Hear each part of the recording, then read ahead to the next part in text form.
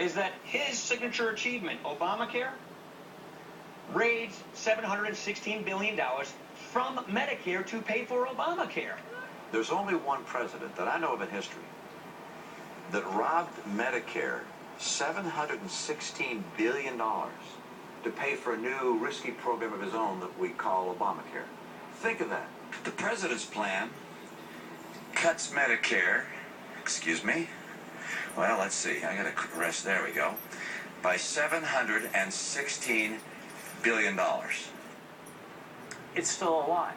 No matter how many times you say it, it's still a lie. The same with the big lie that Obamacare adds trillions to our national debt.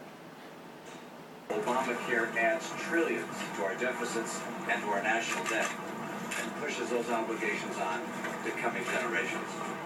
It's a lie, too. PolitiFact called the claim blatantly false. And it's a lie if you accuse the president of undoing welfare reform in a campaign ad, as Mitt Romney did.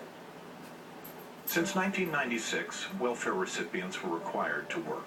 This bipartisan reform successfully reduced welfare rolls.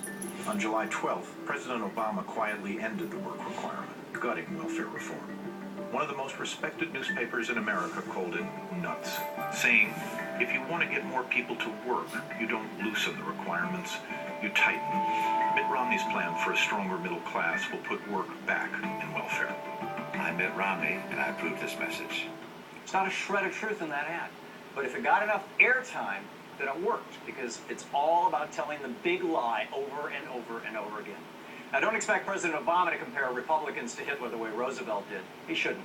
But he should call out the liars and use the actual word liar in doing so. Because if he doesn't, the propaganda machine on the right won't stop. And he could be left wondering on November 7th how he lost an election when the Republican and Rove and Koch brothers attack ads were all filled with lies. Big, big lies. Consider it a warning, Mr. President. Oh, and one more thing. In that same speech that Roosevelt called out Republicans for using Hitler's techniques, he also called them out for suppressing the vote, which just so happens to be the Republican strategy today, too, right alongside lying. But there are some political candidates who think that they may have a chance of election if only the total vote is small enough. The more things change, the more they stay the same. That's it for The Big Picture tonight, Tuesday, August 21st, 2012. Don't forget, democracy begins with you. Get out there, get active, tag.